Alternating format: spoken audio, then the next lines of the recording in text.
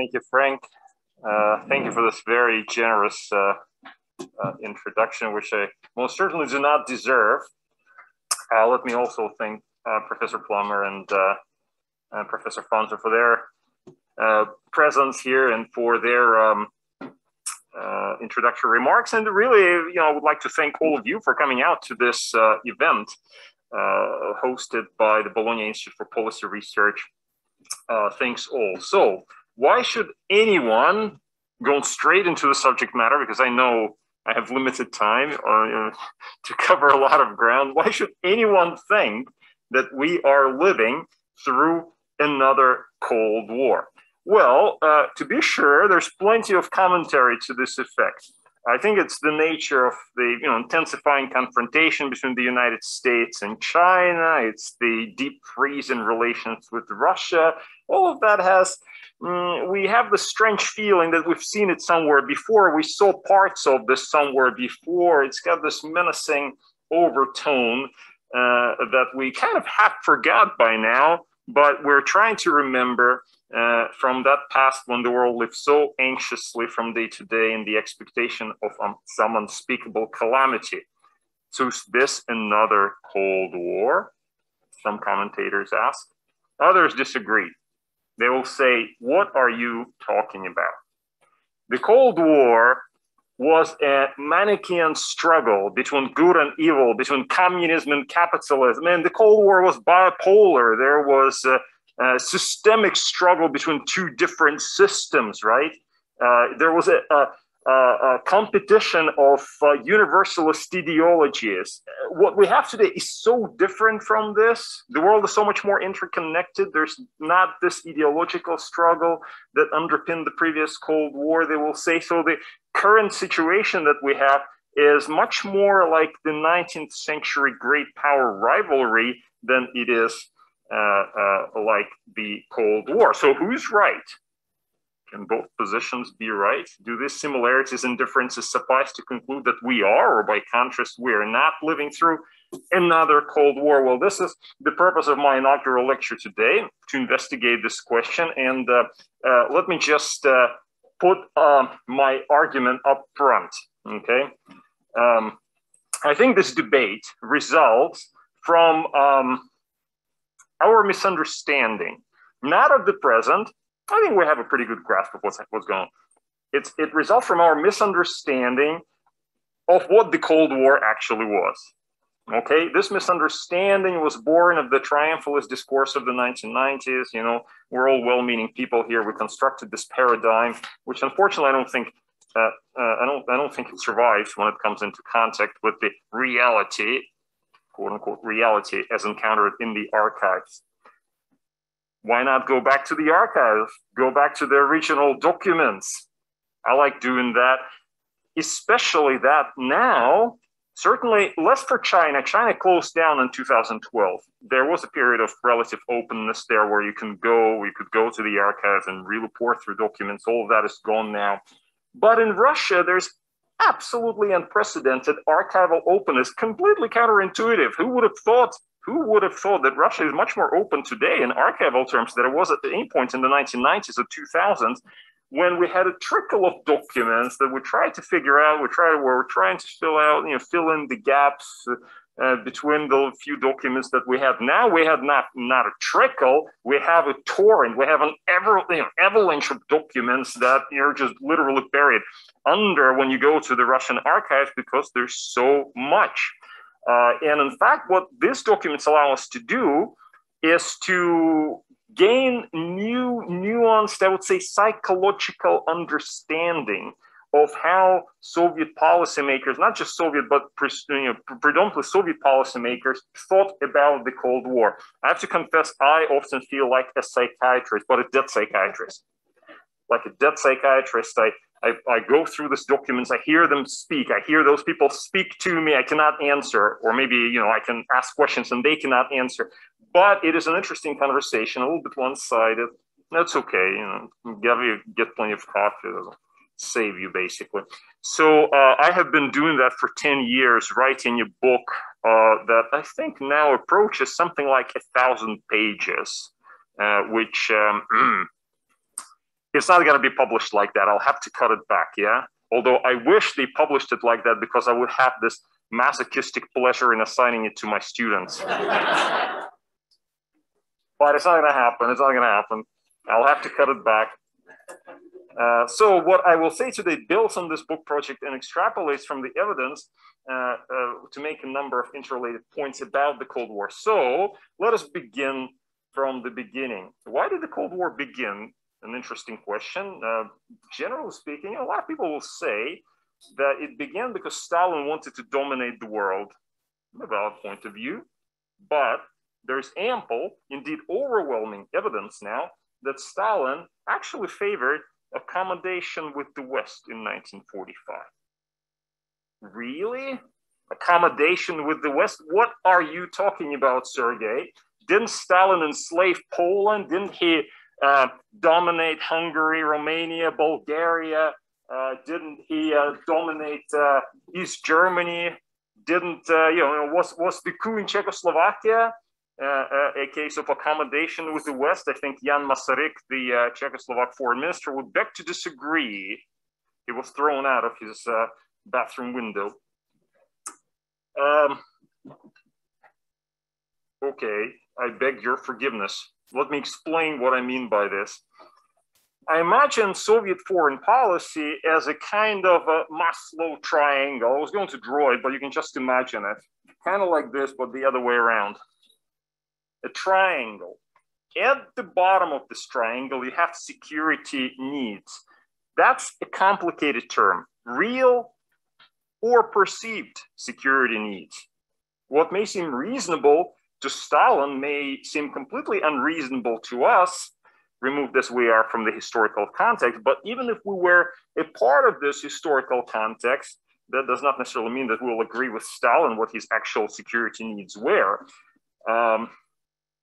Let's say for a Soviet soldier whose entire family had been killed by the Nazis and who marched back into Europe vowing to avenge their death and determined that no such thing would ever happen again, security needs might be one thing. But for a Pole or Czech who had been enslaved by the Germans only to be briefly liberated, only to be enslaved once again by the brutal Soviet regime, security needs mean something else entirely. So whose security needs should we prioritize for the purposes of our triangle? Actually, it doesn't matter for my purposes here. The purpose of my argument, what we need to know is how Stalin defined these needs, because this alone will tell us a lot about Soviet foreign policy. So this needs, security needs, first and foremost included Germany. I've got a quote from Stalin about Germany. I'll read it out to you. I hate the Germans, Stalin said. But hate should not prevent us from evaluating the Germans objectively. The Germans are a great people. One cannot annihilate the Germans. They will remain. Thank you, Stalin, for that. Anyway, if they remain, then surely they would again pose a threat, according to Stalin. 15, 20, 25, 30 years, maximum 30 years, Stalin thought there would be another war. And by the way, you might say that, well, the fact that Stalin thought that there would be another war showed that he was entrapped in ideological conceptions about the inevitability of war between capitalism and communism, or some, capitalist contradictions or something like that. Well, whether or not he was entrapped by such preconceptions, it hardly required Marxism-Leninism in 1945 view or Stalin to see Germany for a threat. A brief overview of recent European history would have sufficed. So fearing the recurrence of German aggression, Stalin wanted to keep Germany weak. Did he want to divide it?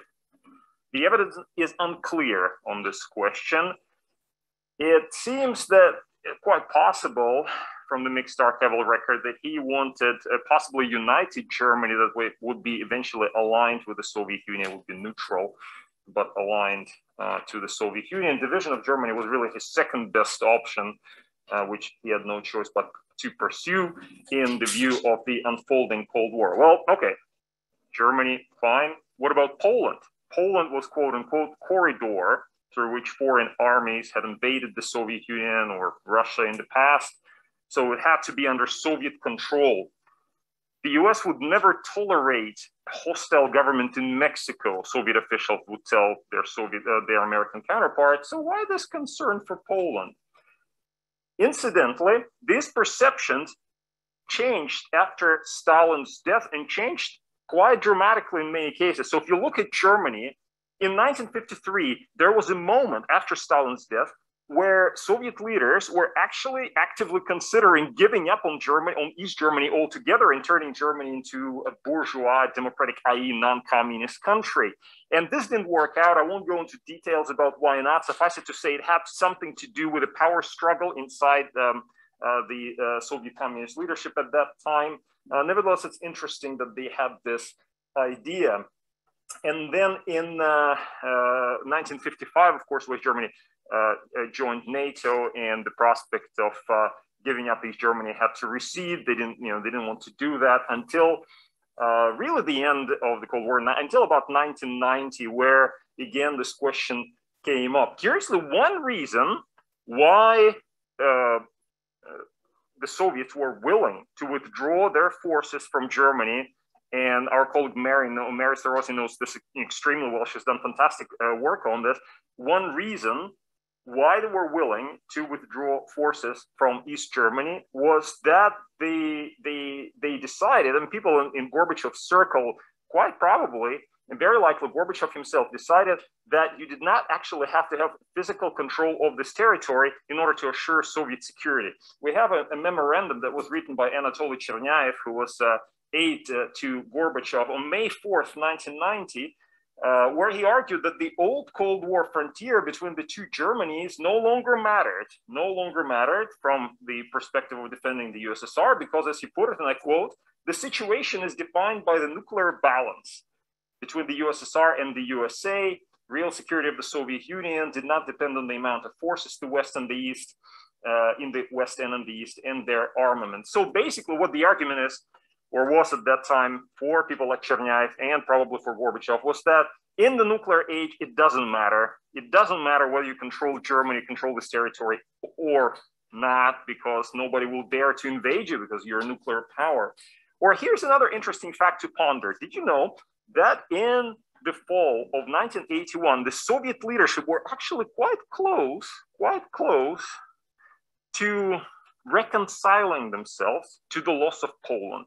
In Poland, you had unrest. There had been unrest for months. The Soviets were putting a lot of pressure on the Polish leadership.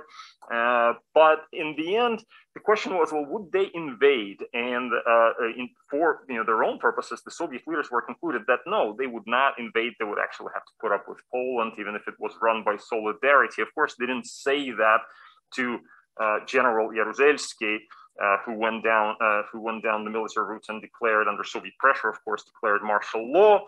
And the fact that Jaruzelski did that saved the Soviets the agony of having to decide what would have happened. What would have happened if solidarity actually came to power in Poland in 1981? Would the Soviets have invaded? There's a lot of evidence that would suggest that they would not by then. So why? What does that mean? That means that perceptions change.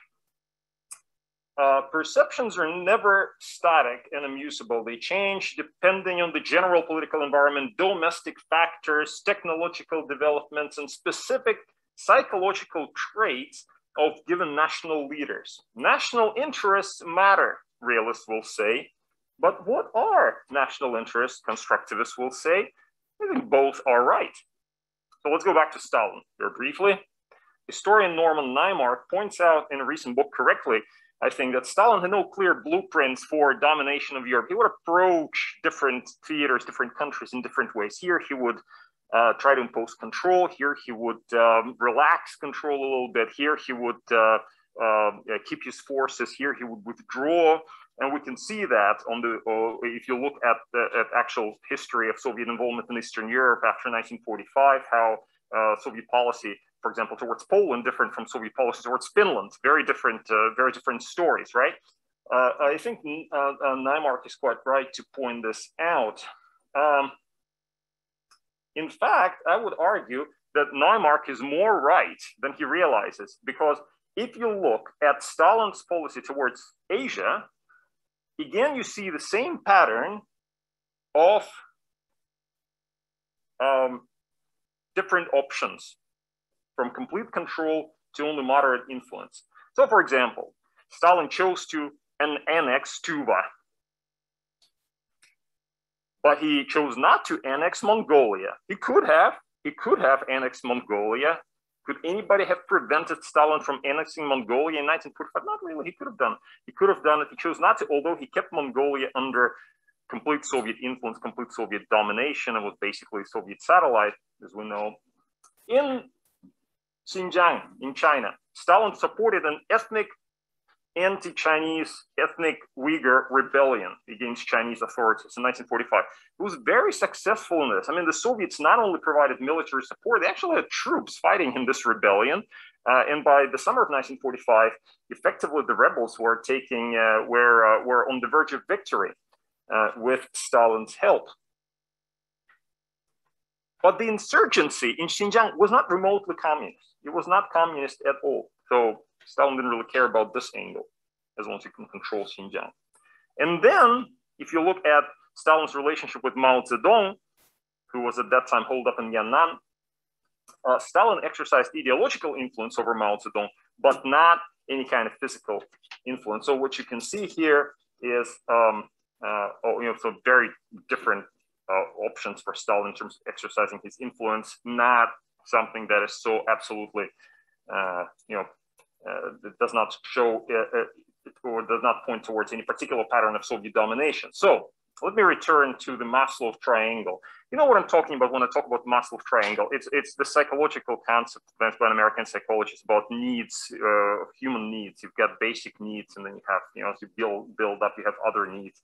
So at the bottom of this, you have security needs, as I described, different kinds of security needs. Once those needs have been met, then what remains? What I would argue is what remains is legitimacy, the top of the triangle. And legitimacy was to be obtained via recognition of Soviet greatness. Francis Fukuyama, unjustly maligned by many people who rarely go beyond the title of his book, speaks of a part of the soul of the human being that seeks recognition or glory, if you will. He calls it thymos. The Soviet soul, too, I would say, if you allow this poetic reference, required recognition. But by whom? Of course, first and foremost, by the United States. The United States was the recognizer. To understand what Stalin meant by recognition, we can go back to the 1945 Yalta Agreement and its implied recognition of certain Soviet gains. Okay, what did Stalin gain as a result of the Yalta Agreement? He got the islands from Japan, the Kuril Islands. The Russians and the Japanese are still quarreling about those islands. He got Mongolia's independence. He got a naval base in China. So anyway, those were good things that he got for himself as a result of this with American acquiescence. So those gains that had the benefit of American acquiescence were far more preferable to Stalin than those that did not. During the summer of 1945, Stalin gave up on some of his more audacious but still attainable goals in favor of those that had America's acquiescence, though they were undoubtedly more modest. So to give a few examples, in August 1945, the Soviets decided not to invade the northern Japanese island of Hokkaido. They were prepared to do that. If they did that, by the way, the history of Japan, post-war history, would have turned out completely different, because we would have North and South Japan, effectively, what would have happened. But they decided not to, Stalin decided not to do it when Harry Truman said, no, we cannot tolerate this. This is absolutely unacceptable. So he decided to back off. He also pulled his support for the insurgency in Xinjiang. And without this support, the insurgency collapsed in short order. Then what else? Well, I mean, he could have had Xinjiang. Yeah, he could have had Xinjiang, an independent Xinjiang under the Soviet influence. But what would that have done to the Yalta Agreement, to the Yalta framework? Would he have not undermined his gains elsewhere by being exceedingly greedy? Impervious to the logic of reason, George F. Kennan famously wrote of Soviet foreign policy in the Long Telegram. Well, not quite. Stalin had a fine ability for reasoning, and he often chose between alternative courses of action in a bid to maximize his legitimate gains. And I stress the word legitimate because this legitimacy hinged on the American willingness to recognize those gains. This was extremely important for Stalin. As a part of the Sino-Soviet settlement of August 1945, Stalin promised Chiang Kai-shek to withdraw Soviet support for Chiang's longtime nemesis Mao Zedong. What we'll know today from the archival record that Stalin actually kept his word. So he sent a telegram to Mao saying, go negotiate with Chiang Kai-shek a coalition government. Mao was outraged. He felt so betrayed. He felt Stalin sold him out. How could that have happened? I mean, he had no choice. He still had to go and negotiate a coalition government. Or in Manchuria in 1945, the Soviets at first kept the communists, or as Stalin called them, and I quote, people who call themselves communists, at arm's length. Had the unfolding Cold War in Europe not forced his hand, who knows, maybe he would not have placed all his eggs in Mao Zedong's basket. Even as late as 1949, Stalin was unprepared to do it, which was one reason why Mao later would accuse him of never believing or having any confidence in Chinese revolution. Of course he didn't. Of course he did not. So we have our triangle that helps to understand motivations of Soviet foreign policy for much of the Cold War. Again, it's security, helped by legitimacy / recognition, or legitimacy that comes from recognition. Well, this does not mean that Soviet foreign policy was immutable and unchanging. As I mentioned, in fact, it was highly responsive to internal changes and external stimuli. Key scientific development that had enormous impact on Soviet foreign policy was, in 1945, the American possession of the atomic bomb. What impact did that have on Stalin? Well, we know now that he decided to dig in his heels and pretend like he was not intimidated. The Allies are pressing on you to break your will, he coached Foreign Minister Molotov, who was in London for the London Conference of Foreign Ministers in September 1945. It is clear, Stalin wrote, that you must display complete obduracy. Why?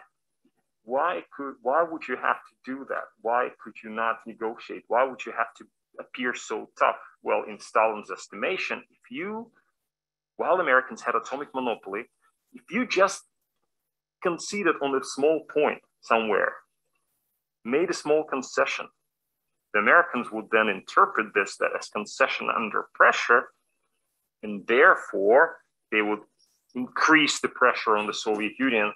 Therefore, you just had to resist until bitter end, which is, of course, how the Cold War really started in 1945, in September 1945. Well, but this resolve on Stalin's part, this so-called atomic bluff, that doesn't actually mean that he was willing to bluff his way out of every conflict situation. By contrast, he retreated quite quickly in crises such as those arising from Soviet threat to Turkey and Iran, because he knew that the Soviet Union was not in a position to fight and win an actual war against the United States. He was very, very cautious. He refused, for example, Mao Zedong's entreaties to help Mao Zedong capture Taiwan.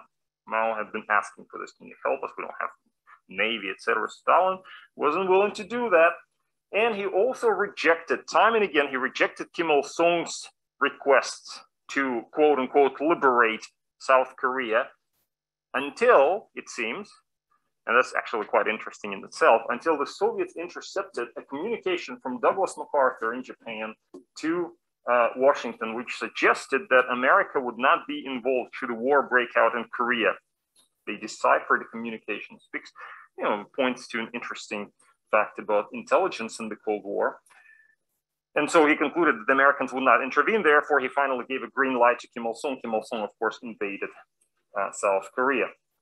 Although Stalin made a daring move in 1948 to cut off traffic links between West Berlin and the western part of Germany, he dared not bring the situation to a boil and allowed the Berlin airlift to proceed. Why?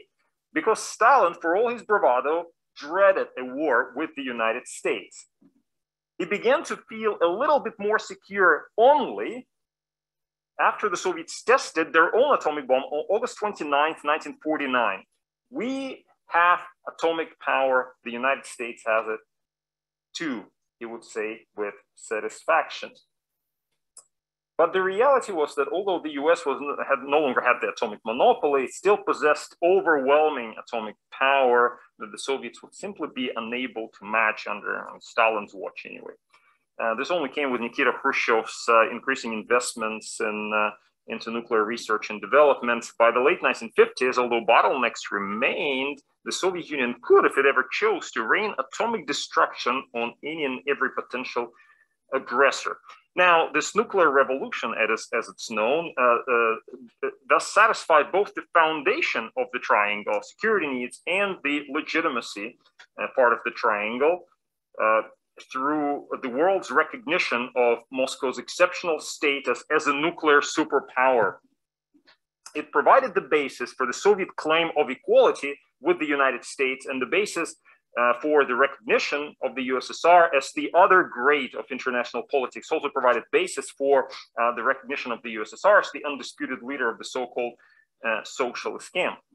Now, recognition of the USSR had two meanings, or if you will, audiences. The first was as a great power, and here, it was co-equal with the United States. It had to be recognized by the United States. And the second part of recognition was to be recognized as a leader of the communist world. Now, to understand how these types of recognition differed, let me give you an analogy.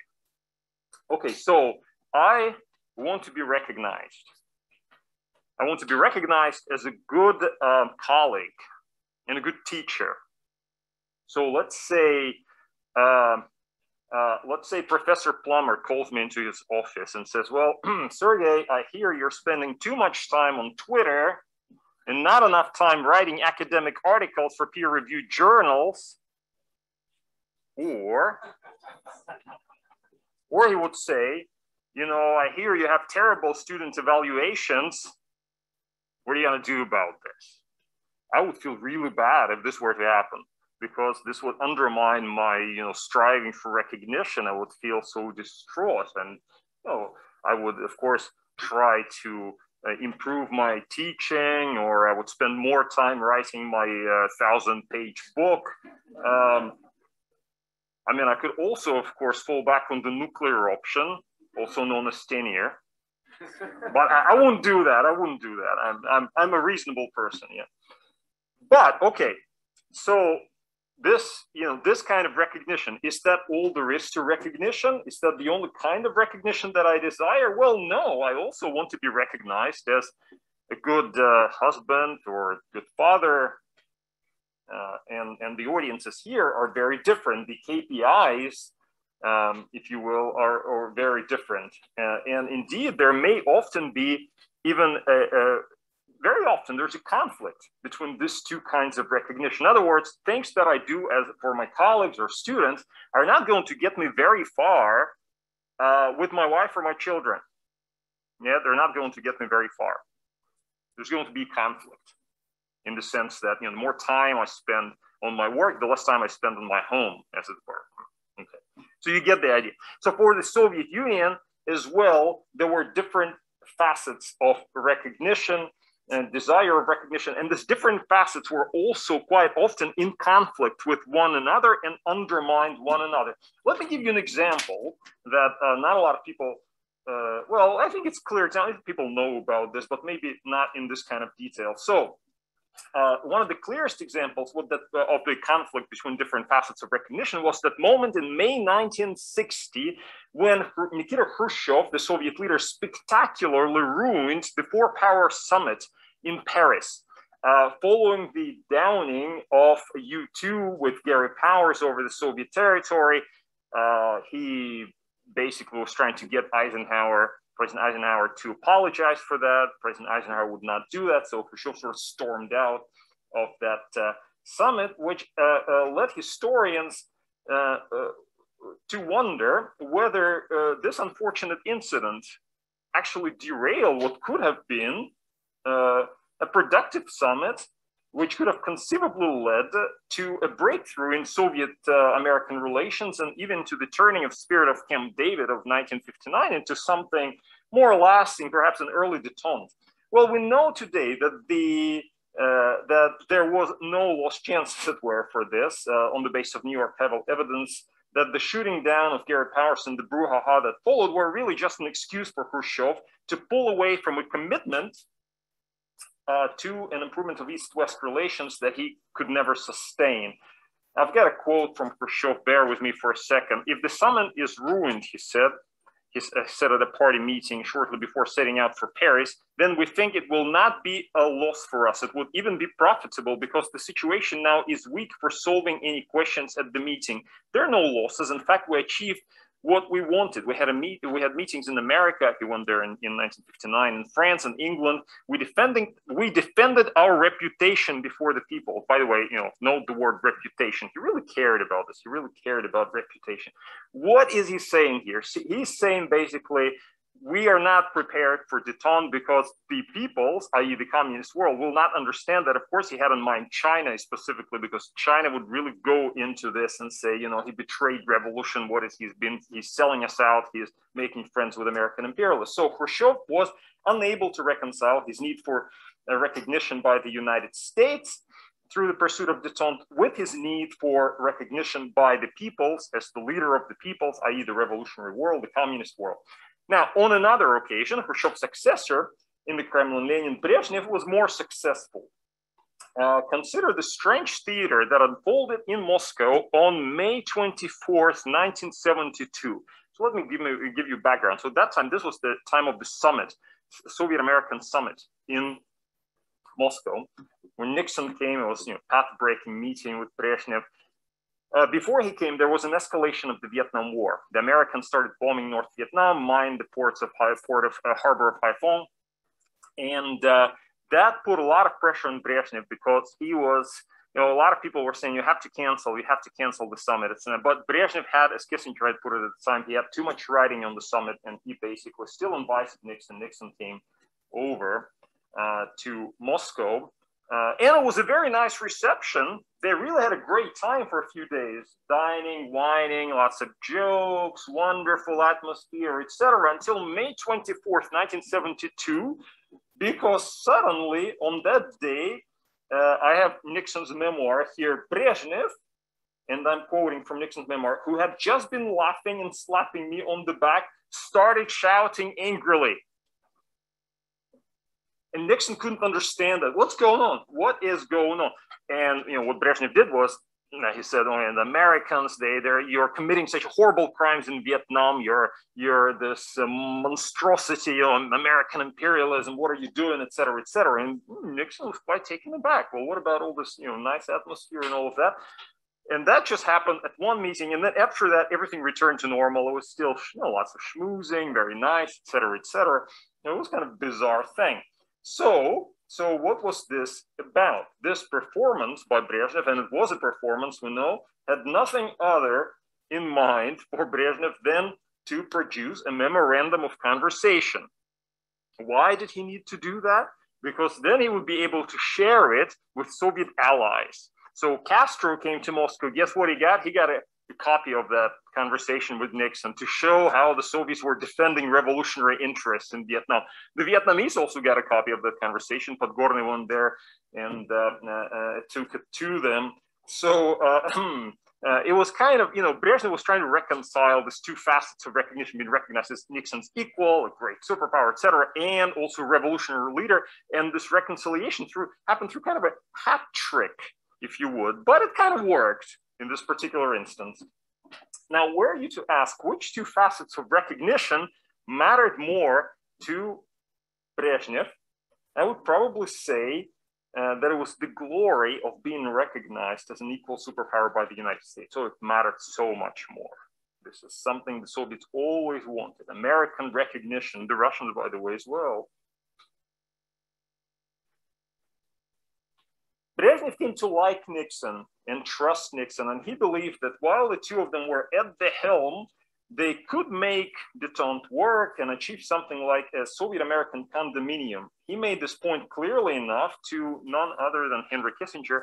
The spring of 1973, they went on a hunting expedition to Zavidovo, which was Brezhnev's dacha, and while in the hunting tower, Brezhnev told Kissinger, look, and this is as Kissinger reports to Nixon, look, I want to talk to you in private. Nobody else, no notes. Look, you will be our partners. You and we are going to run the world. Brezhnev telling Kissinger. Weeks later, Brezhnev himself went to the United States, where he tried to convince Nixon, amid lots of schmoozing, not to ever trust the Chinese, whom he said his quote-unquote European mind could never understand. Interestingly, Brezhnev, who regarded the US president as a fellow European, and you can just imagine what kind of meaning he assigned to this word,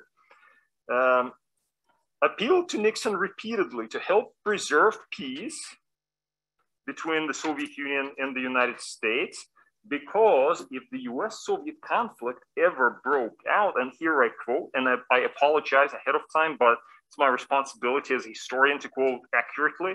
If that's what Brezhnev is saying here, if a conflict between the US and USSR ever were to break out, quote, the whites will be gone and only the blacks and the yellows will remain. What?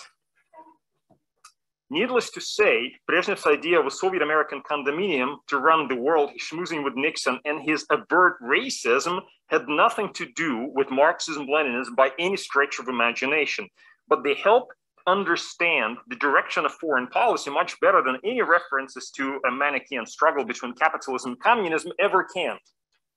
Now that I touched on the subject of racism, I know I'm almost out of time, but I only have a little more to say here. Now that I touched on the thorny subject, let me say a few things about that Sino-Soviet Alliance, this most short-lived of all eternal and unbreakable Marxist alliances. Historians, including myself, have long pondered what caused Moscow and Beijing to part ways. Some draw attention to ideological differences that I think is unduly simplistic. What did Khrushchev think about the reasons for the failure of the Sino-Soviet Alliance? Well, he talked about it all the time, so we know. We can actually go back to the document. We can see what he was saying to his comrades about what he thought actually drove the Allies apart. Did he say, oh, it's because the Chinese do not understand Marxism-Leninism? Far from it. He never said anything like that. He had a pretty interesting explanation he gave of the reason for the Sino-Soviet Alliance, for the failure of the Sino-Soviet Alliance in June 1963 at the Politburo, after he had just visited with Castro. So he's here recounting his conversations with Castro. He asks me, Khrushchev says of Castro, what are our differences with China? So Castro asked Khrushchev, what are the differences between the Soviet Union and China? We don't understand that. And Khrushchev said, well, that's exactly what I'm asking. What are the differences? I said, it's a question of nationalism, a question of egotism. This is the main thing. They want to play the first fiddle. And then, and listen to this. Okay, this gets wild. But this, meaning who plays the first fiddle, is not decided by vote. This is determined by one's status and by the other's recognition. Even among friends, 5-10 people are friends, and one of them is the leader. They don't elect him, they just recognize him for certain qualities. That is how it is and how it will be in the future. People won't all be black or red-haired. There will be different colors and different temperaments and different mental capabilities among people. There will be inequality like elsewhere in nature. What does that mean? Drill into this and you can see what Khrushchev was driving at with regard to the Sino-Soviet Alliance. The Soviet Union, of course, had to be the leader because it was superior. Maybe it had superior mental capabilities. I guess Khrushchev was thinking about himself. So we have to go back here to this question of recognition. Khrushchev sought recognition as the leader of the socialist camp. He felt entitled to this. Ideological arguments were deployed in the struggle for recognition, but they do not explain the struggle itself, only some of the means of how it was conducted. Ideology then had a largely instrumental significance for the Cold War, and it is therefore of limited use when it comes to understanding the underlying motivations of Soviet, Chinese, and I dare say American foreign policy behavior. Well, I think, and this is the last thing I will say here, I think you'll see, you can see where this argument is heading. When scholars speak of what a unique experience Cold War was, they highlight particular aspects of the Cold War that I think obscure more than they illuminate. They do not illuminate its essential character. Having constructed for ourselves a paradigm of what we think the Cold War was supposed to be, we're often at a loss as to understanding some of its key episodes, indeed how it ended and why. 30 years after its ostensible end, we're seeing something that has clear parallels to this supposedly unique period. And that is despite the fact that Marxism-Leninism has long been relegated to the garbage bin of history. So, factors that I would contend link us to the Cold War include, number one, security needs, the bottom of the triangle of the pyramid. And the accompanying imperative to stay ahead in the competition, economic, scientific, technological, and military. This was and remains the basis of the triangle. Nuclear weapons is number two. These remain hugely important because they make a large-scale war between the main protagonists completely unthinkable. Three, and here's a surprising revelation, is the domestic front. The Cold War spilled into all walks of life, from domestic political struggle to education, to sports, to mass culture, and this will not go away, nor the temptation to capitalize on foreign threats, real or perceived, for domestic political purposes. Four, the ideological angle. Here we've said goodbye to Marxism-Leninism, only to encounter a host of big and small ideas and practices, or what one might even say competing worldviews, that still rationalize great power rivalry in ways not all that dissimilar from the Cold War. It is thus with reasonable certainty that we can look into the future and see there on the horizon and beyond nothing but a Cold War after Cold War after Cold War, a permanent Cold War with probable thaws in between to separate periods of more intense confrontation from periods of relative detente. But there's a silver lining. Recall how I spoke about the conflicted nature of recognition, how for the Soviet Union during the Cold War, the imperative of being recognized as the leader of the socialist world often conflicted with the imperative of being accepted as a great power, with the result that detente became an inherently unstable condition, even under Brezhnev, this was the case, never mind Khrushchev and others. Well, this is no longer the case.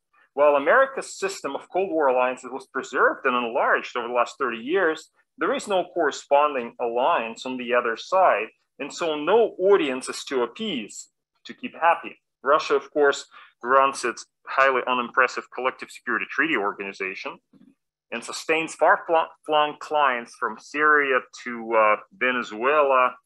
But these dysfunctional relationships, while they bear superficial resemblance to old alliances like the Warsaw Pact, this resemblance is more in the way that a horse-drawn cart bears resemblance to a Shinkansen bullet train.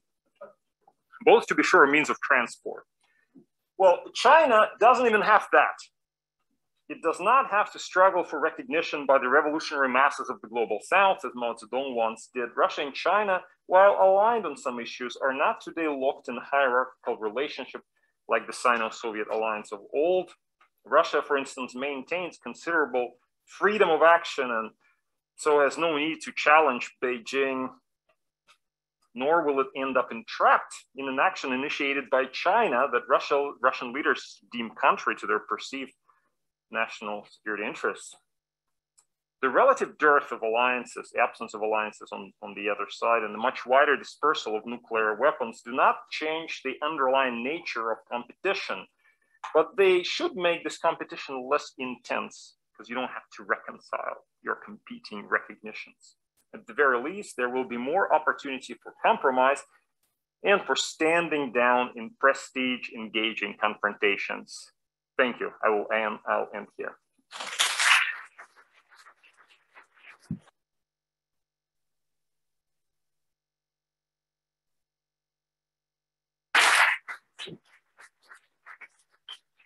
Well, absolutely no surprise. That was a brilliant, wide-ranging, controversial meditation upon the took place over from 45 to 1990 to today to all the way around the world.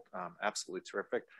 We're going to open this up to question and answer, both online. I know we have a very robust and engaged audience online. I will keep an eye out for your questions. Also, for anyone in the audience who wants to ask a question, just raise your hand. We'll have a microphone go to you. Just tell us who you are and where you're from. I am going to pick on students first, but before I'm going to abuse the moderator's position, this is going to be a danger because I could literally ask you about 90 questions, and we started this conversation last night, and this is probably going to continue for quite some time. But I want to make sure that I understand your claim, because when we think about the origins of the Cold War, there's an enormous debate. And it's a debate that probably many of the students here have encountered in their classes. And if I understand you correctly, and I'm thinking here too of Waltz's 3 images, right? It could be the system, it could be the nature of the regime, it could be the nature of the leader. You're saying it's not ideology or the sort of domestic orientation of the regime, or at least that's not a major factor. It's not the unlimited ambition of an authoritarian regime or a clash between these two different systems. It's not the inevitability of geopolitical clash based on security demands in the system, because as you point out, security actually ends up being taken care of, nor is it the mad ambitions of a particular leader or dictator. Now, if I get it correct, it's the challenge of managing competing and cross-cutting sources of legitimacy and recognition, many of which are internally at odds, but then externally can't be recognized. So I want to make sure that I have that right, because that's a pretty important argument. And then I want to ask, okay, that's fine, but this is there certainly has to have something to do with ideology and power. This was not necessarily a dispute, say, I don't know, the Belgians had with the Japanese in the post-war period, right? We care about the Soviet-American one because ultimately there's something about material aspects and ideological ones. So I want to make sure that I'm getting your argument correctly. Second question I have is, on your Maslow's thing, you talked about nuclear weapons, and you've written incredibly thoughtfully about this. And there's no doubt that throughout the Cold War, the Soviet Union and the United States relied on nuclear weapons, both for security and for something else, right? We've talked about this as something I've thought about. What is very striking about the contemporary clash or rivalry with China is the absence of discussion of nuclear weapons. In that, there's some discussion of whether China's going to build more. They've built far fewer nuclear weapons than one would expect. And even when you discuss, I was talking with a variety of super smart students about a Taiwan scenario, what's really interesting is how rare, when you talk to experts, you say, well, what about escalation of nuclear weapons? And they say, oh, that would never happen, right? That's not part of the U.S. And so what have nuclear weapons, have they faded from the scene? Have the Chinese grand strategy decided this was a losing game for the Soviets, we're not going to engage? Sort of what is it? So those are my two, I've got out of 27 questions, those are the two I'll throw at you. And everyone else, just if you could raise your hand, then I'll kind of keep a mental note of where everyone is and direct the microphone appropriately. All right, well, thank you, Frank. These are really deep and difficult questions. Of course, they cannot be answered very briefly and shortly. But first of all, I think you got the argument correctly. I think you captured it as I tried to present it. What was the key issue here is, what is the role of ideology in all of this? And I argued in my lecture that ideology was primarily instrumental. It played a rationalizing role for deeper psychological needs. It helped in many instances. For example, how do you distinguish who is actually a member of your so-called socialist commonwealth? Supposedly you need some kind of ideological reference in mind. One interesting example of this is how in the late 1970s, the Soviets insisted first that Somalia create a Marxist-Leninist party, and then Ethiopia would create a Marxist-Leninist party. And I think the Soviets actually understood that neither was actually Marxist-Leninist. It was ridiculous. But they pointed, the Soviet experts who were on the ground, for example, pointed with great joy to their bosses in Moscow that, for example, the Somalian government purchased works of Lenin and put it in the library. They were quite overjoyed by this. Because why is this? Because it symbolized Somalia's adherence in symbolic terms to a particular camp. It's like if you go to a football match, you have to wear the team's colors. If you wear different colors, people will not understand what you're doing. So this is, I think, the role of ideology. But of course, it's a very complicated question. I think what we have, the problem with our conception of the Cold War is we have paid historically too much attention to ideological quarrels without understanding how the Soviets or the Chinese actually, at the leadership level, not at the level of doctrine, which was developed by academicians or, party schools, etc., but at the level of human beings, how did they understand their role in the world and what they were doing? When you look at this closely, you realize just how little space there is for ideological various postulates of various kinds. And in fact, they were driven by various other issues. And you might call, they developed worldviews, which maybe may have ideological influence, may have cultural influence. There's racism, there's God knows what. So this is to your first question. Now, the question about nuclear weapons is very, very interesting. For the Soviets, nuclear weapons, for Stalin especially, why did he want nuclear weapons? Did he think that they were such an effective way of waging war? Actually not. They sent some spies to Hiroshima and Nagasaki to take a look, and the reports that came back said, yeah, it was a bomb, but it was okay. It wasn't too bad. Now, of course, the Soviets launched a massive effort to get a nuclear weapon. They launched it even earlier than we previously supposed. Already by December 1944, they upgraded the effort to really get the bomb. But of course, especially in August 1945, they created a special committee that made it #1 project for the state. Why is this? Because Stalin valued the bomb for its symbolic significance, because that lifted the Soviet Union to the ranks of superpower. You either have it or you don't. If you have it, you're a superpower. If you don't, you're not. So this symbolic significance of nuclear weapons was hugely important to Stalin, became even more important to Khrushchev, because he liked to boast that the Soviet Union was outpacing the United States in various walks of life. But I think deep down here, Khrushchev knew that the Soviet Union was something of a dump. But, as long as it had nuclear weapons and the potential to destroy the world, this made it a great power. So he just advertised it every time. We will bury you. We will parade those nuclear weapons through the Red Square. We will stem them out like sausage, which created problems for him, because that reflected back in the United States and created this whole idea of a missile gap, etc., etc. But for him, it was so important because he could not show success in other areas. But in military power, this was both Khrushchev's and indeed Brezhnev's claim. It was only Gorbachev who really thought, well, we can't claim leadership in just these two areas, so why don't I advance something else? And this actually is the genesis of new thinking, I would argue. And this new thinking by Gorbachev was an effort to reclaim international leadership by saying, okay, no, we're something else. We're not just this military superpower, but we'll also stand for other ideas. So in China's case, it's different, I think, because China has other things to show for its great power status. I don't think it has to, outpace. It has created a nuclear deterrent, but of course, this itself is now in question, because there are voices in the Chinese policy establishment who are saying that, well, we still have to keep pace, and of course, recent testing of hypersonic missiles sort of point in that direction, as do creation of silos and various other things that point potentially in the direction of China expanding its nuclear arsenal more towards the road that the Soviet Union was walking. But I think the Chinese leaders realize, and they follow the Soviet history so closely.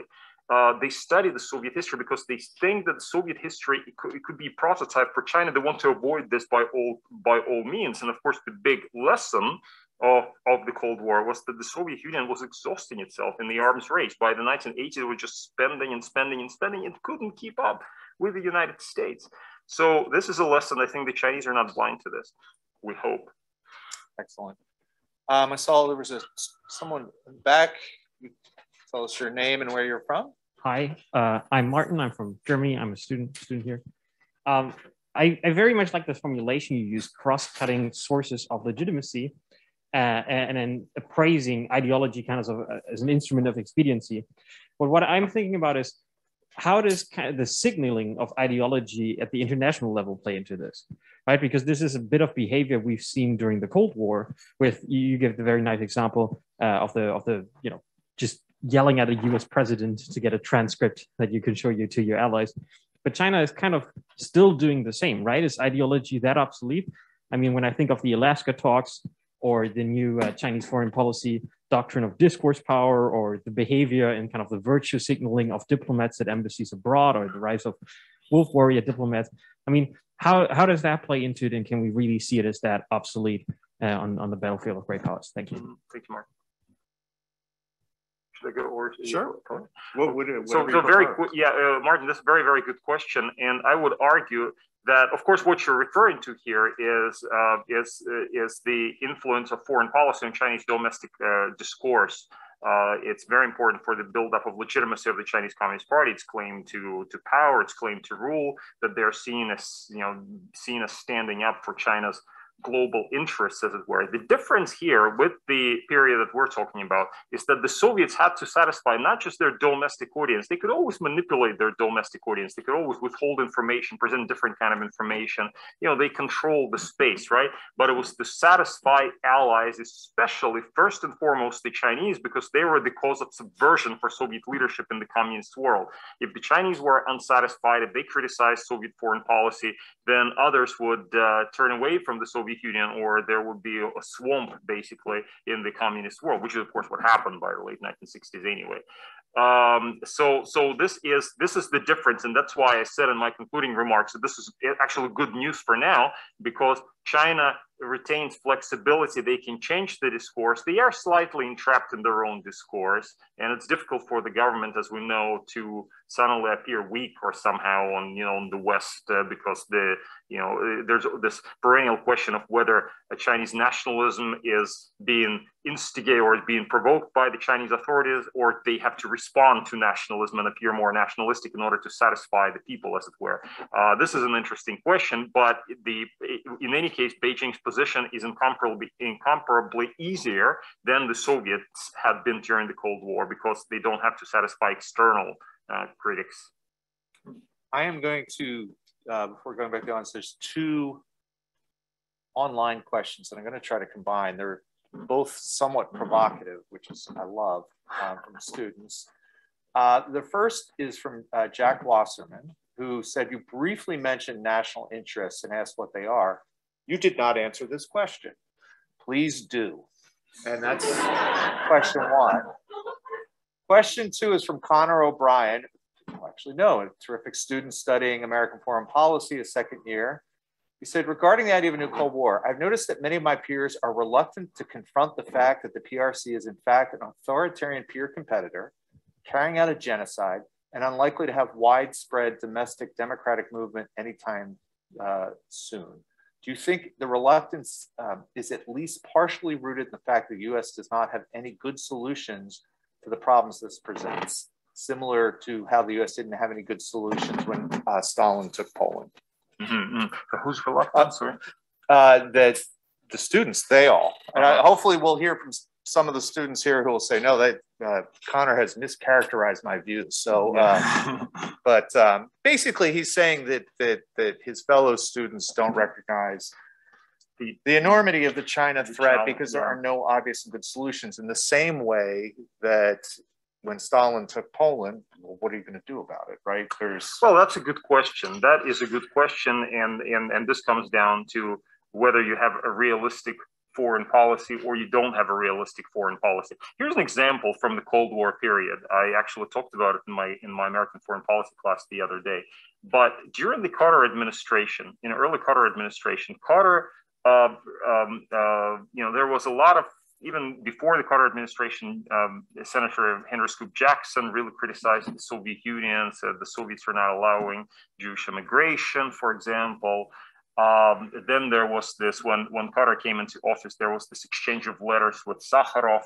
Vladimir Bukovsky was received at the White House, which really upset the Soviets. All of these acts, they were received in the Kremlin as a kind of as a case of Americans trying to humiliate the Soviet Union. What I find interesting, it's not just the leaders, but it's second-ranking. It's actually fairly liberal people, like Chernyaev in his diary writes about it. Says, well, why do the Americans, why did they receive Bukovsky of all people? He's not a real dissident, or something to this effect. I'm paraphrasing slightly here.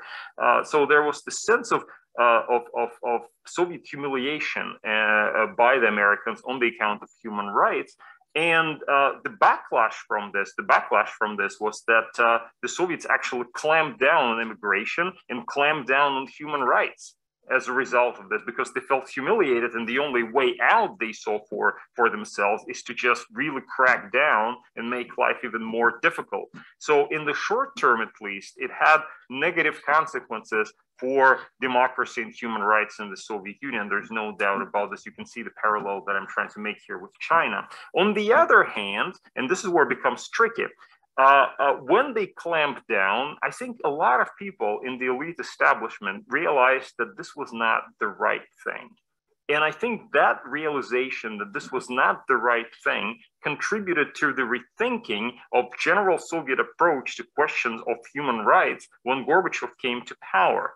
If this question was not kept alive by Western countries, would people like Gorbachev still feel that they had to address this question, or would they think that no, everything the Soviet Union was doing was quite all right? So there are two answers, two facets to this. That's why there's no easy solution. In the short term, it really annoys and undermines, positive relationship with the other side. In the long term, it actually signals to the other side that what they're doing is completely unacceptable and potentially leads to behavior change. Do I have a solution on this basis? On the basis of history, unfortunately, there is no solution here. We can point to those two things and say, well, this is how it worked out in the long term or in the near term. So that would be my answer to this question.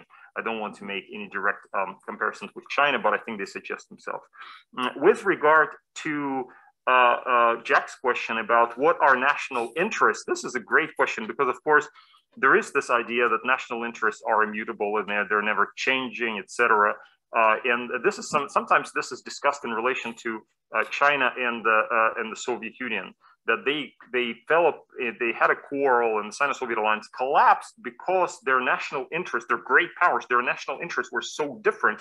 The question I would have to ask is how come if their national interests were so different, how come is it that they had alliance in the first place anyway? So evidently national interests can be adjusted in various ways.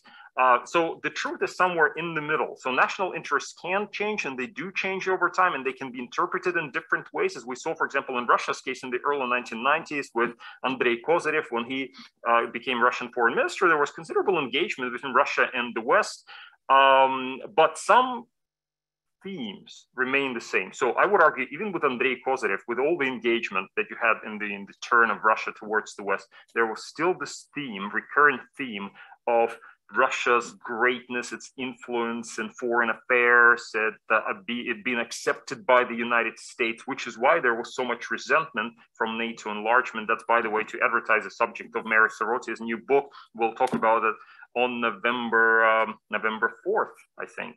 We'll talk much more about this. Absolutely. Now, I have a dilemma here. I'm being in Italy, I expect that we should be able to go over time, but I'm getting looks from the boss back there, and I don't mean Director Plummer, that I should end this quickly. I think we would have time for one more really quick question. Would that be okay? And I won't be sent home and never invited back. So does somebody have a really quick, right there? Or actually, is there, it's been all men. We need I want, let's call please on one of our brilliant female, Megan, I'm gonna call you. You've got to have a question. Yeah, I'm not sure if a short one though, unfortunately.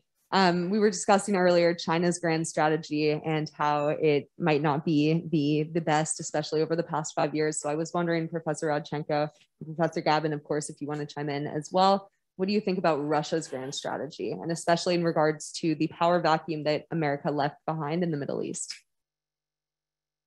Okay, well, thank you for this question. That is, yeah, an open-ended question. We were talking about this last night, actually. Yes, yes. So that, you know, I see a lot of continuity. I see a lot of continuity, and that's why I know I made my talk deliberately provocative with regard to continuities between the Cold War and the post-Cold War, and Cold War historians will not be happy with this, but I had to make this point. I think I've made it.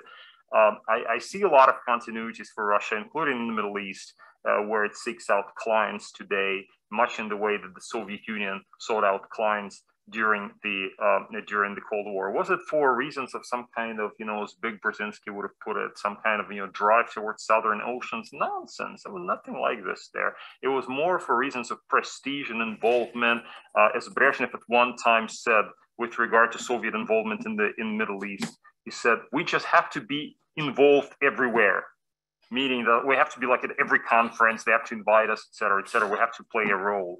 You play a role for the sake of playing a role because you want to be seen as a kind of as an important power. And the Soviet Union had the resources to do that. Russia, maybe not so much. Maybe not so much. Russia is seeing that now, and it's facing some difficulties in relation to Afghanistan, because in Afghanistan it has been calling for, you know, U.S. withdrawal and ridiculing the U.S. and saying how, you know, look at them running away from Afghanistan.